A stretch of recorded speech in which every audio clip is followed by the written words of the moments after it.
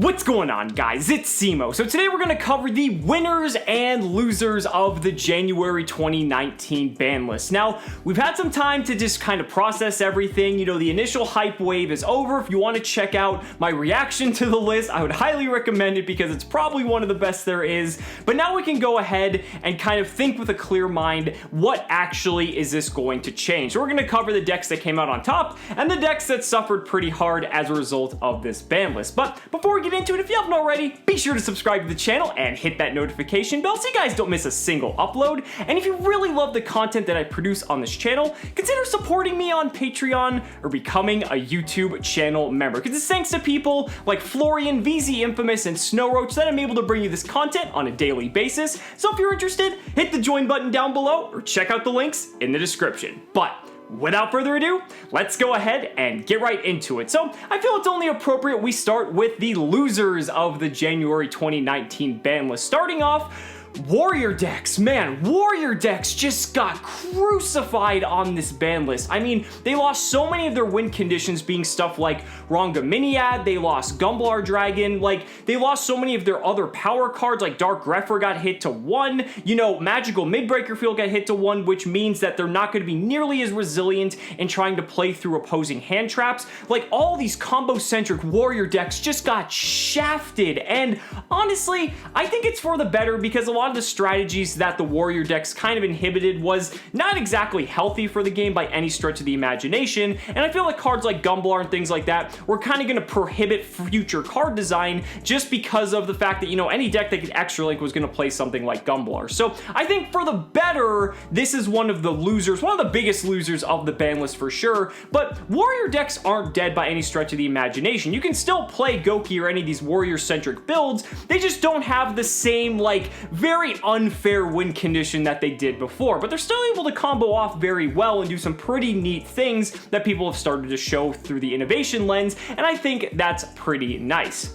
Now, the next loser is going to be Danger Thunder Dragon. Losing Fairy Tail Snow was a very crippling hit to this deck because that was kind of the whole reason to play this deck in the first place, because just being able to send Snow and then not only disrupt your opponent during their turn, but be able to generate card advantage as well. If you're banishing the Roar or if you're banishing the Dark or both, you're generating +2 in terms of card advantage, I guess 3 if you count Snow at that point, for absolutely no reason. And in terms of card advantage, it was kind of unfair because the amount of swinginess that just enabled was just ridiculous. So I think Snow kind of had to go for this reason. But by extension, Burning Abyss is another loser on this ban list as well, because Snow was, again, one of the reasons that kind of held Burning Abyss together. Not only was Snow just very good on its own, acting as another piece of disruption, but by also being the card that helped you modulate your graveyard to set up for an Orbital Hydrolander play. That was one of the best Burning Abyss, you know, boss monsters that they had at their disposal, and now with Snow out of the game, Hydrolander is not nearly as consistent as it once was,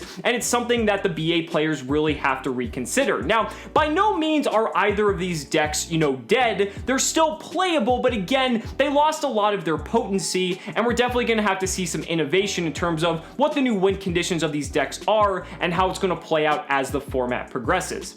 The last big loser of the January 2019 ban list was FTK decks. I mean, when you look at stuff like Slash Draw getting limited, when you look at just, you know, stuff like Brilliant Fusion getting hit, I mean, that hits something like Gem Knight FTK indirectly. Like, I think Konami's showing that we're going in a different direction now when it comes to heavy combo decks and FTK decks, that they're not necessarily going to take a stand like they did before and allow these to be running rampant at nearly the same rate. Now, that doesn't mean FTKs are completely excluded from the game entirely. We've already seen that a new Cyberstein FTK has popped up, which, again, isn't going to be consistent enough to be able to make it on the competitive level. Time will tell. If anything, I think YCS Chicago might show us that one way or another, but I think they've really gone out of their way to kind of hit a lot of the cards that were really just enabling these FTKs, you know, except for something like Summon Sorceress, but again, we don't have Needle Fiber yet, so maybe it won't be too bad. I think now, with kind of when you look at the list overall, Summon Sorceress is kind of okay since they hit stuff like Gumblar, they hit stuff like Rongaminiad, they hit a lot of the degenerate win conditions,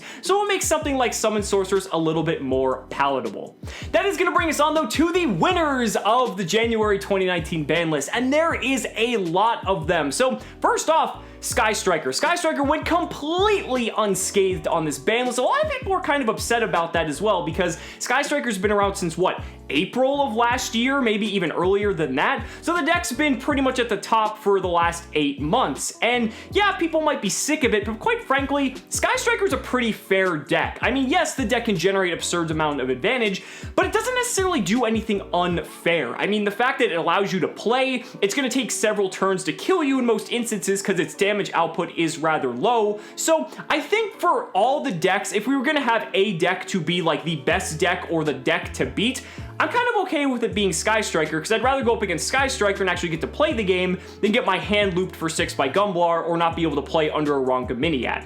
There's also Altergeist though, another deck that went completely untouched on this ban list, and I think this might be due in part to Pot of Extravagance coming out in Savage Strike. They're kind of trying to push Altergeist just up a little bit further, but it's going to be one of the strongest decks of the upcoming format yet again, and Extravagance is definitely going to be a huge boon to that. And again, this is another very fair deck. Yeah, when you've got stuff like Impermanence Multi-Faker, that's a really good combination, and it's another deck that very similar to Sky Striker, when it snowballs, it's very difficult to beat. However, again, I feel like it's a very fair deck. It doesn't do anything that's completely absurd or outrageous or really just degenerate like some other decks we've seen in the past, so I'm kind of okay with that being one of the best decks. The decks have a lot of weaknesses as well, especially going into the sideboard games 2 and 3, so I'm perfectly okay with these decks, you know, remaining untouched for now. I think the next ban list will start to see a few more hits, kind of following in line with the OCG. We'll just have to wait and see.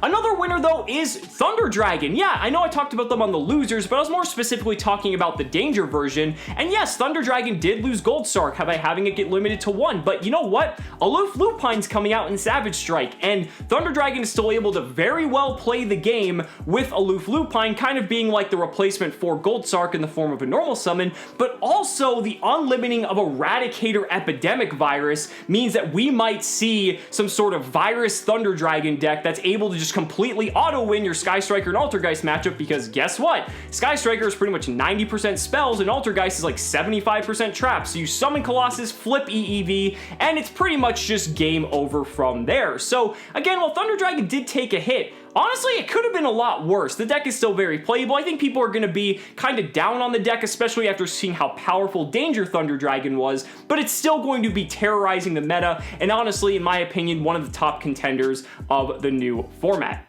Another winner is Prank Kids. Prank Kids got completely untouched, and this is a deck that isn't really on a lot of people's radars, but it has fantastic matchups, especially against Thunder Dragon and Sky Striker, because it just plays well with the way the decks interact with each other. So again, this is one of those decks that's been able to just get top cut slots here and there, and again, because the other decks got hit significantly, you know, it has a chance to shine just a little bit more. So that's a pretty solid A+ in my book from the Prank Kids. You've also got decks like Trickstar. Now yes, Scapegoat did go to 1 when it comes to Trickstar, but honestly, because Thunder Dragon kind of took a little bit of hit and people aren't going to be favoring Thunder as much as they might have been when Danger Thunder Dragon was around, the biggest and worst matchup for Trickstar was in fact Thunder Dragon. So now that's going to be kind of going down, at least in my opinion. Trickstar has a very good Sky Striker and Altergeist matchup, and it's not reliant on Scapegoat to win the game. Yeah, Scapegoat's like kind of like an auto win, but in most instances, Trickstar's doing what it does best by adapting to the format and just having naturally good matchups against 2 of the strongest decks. So honestly, I don't really think Trickstar is going anywhere. It's not going to be like amazing, but it's probably going to garner a couple top cut slots at the best. We also have a deck like Pendulum Magician. Didn't suffer any hits, which Pendulum has been notorious for just getting hit in the past, and honestly, it's getting Savage Dragon and Savage Strike, so that's going to be pretty legit to see what people start coming up with that. We've also got a deck like Draco. Monarch Stormforth going to 3 was actually very significant for this deck, because now you're going to be able to do that in tandem with the trap cards to tribute your opponent's monsters during their turn. Very reminiscent of the old school Monarch days, and that helps play around a lot of different type of, you know, protection effects, helps play around like your Sky Striker effects, things like that. So we'll just have to see if some sort of Draco deck emerges with Monarch Stormforth going to 3. You also have stuff like, you know, Necros with Shuret and Brio going to 3, or Shirk going to 1, and Brio going to 3, and El Shaddoll Construct going to 1. So you've got your smaller winners there. I mean, I don't think it's going to have too big of an impact, but it'll be cool to see if someone comes up with some crazy Necroz list just in time for YCS Chicago. I think the biggest takeaway I want you guys to have in this video is that we've kind of moved to the point where I think players are actually going to have several turns to be able to play Yu-Gi-Oh back and forth before a game actually comes to a conclusion, and the game's not going to be decided by getting Gumblard for 6, or, you know, having it so that you can't stop an unoutable Rangaminiad, or have this like just pretty much unwinnable situation that's determined by the dice roll or on turn 1. When you look at the top decks, you know, being Thunder Dragon, Sky Striker, Altergeist, yes, these decks have the potential to get very aggressive, but for the most part, they're rather control-y-ish sort of decks, and yes, while they can pump out the damage, I think for the most part, you're gonna have these decks going back and forth a bit, and I think that's where a lot of us enjoy playing Yu-Gi-Oh! No one likes losing their entire hand on the first turn. A lot of us enjoy that interaction of trying to figure out how to navigate breaking a board and then making your own in preparation for the crackback from your opponent's turn. Like, that's when Yu-Gi-Oh! I think is at its best, and I might be being optimistic, but I think we might be having a good few months of Yu-Gi-Oh! Coming ahead of us. But guys, those are just my thoughts. Let me know down in the comments what you guys think about your winners and losers of the January 2019 ban list. I'd really love to hear your thoughts. So guys, thank you so much for watching the video. Be sure to like the video as always, subscribe to the channel for more amazing Yu-Gi-Oh content, and if you found this video informative, consider supporting me on Patreon or becoming a YouTube channel member, because just by showing your support in any way that you can, you're investing in my ability to continue bringing you amazing Yu-Gi-Oh content. So thanks so much again, and we'll see you next time.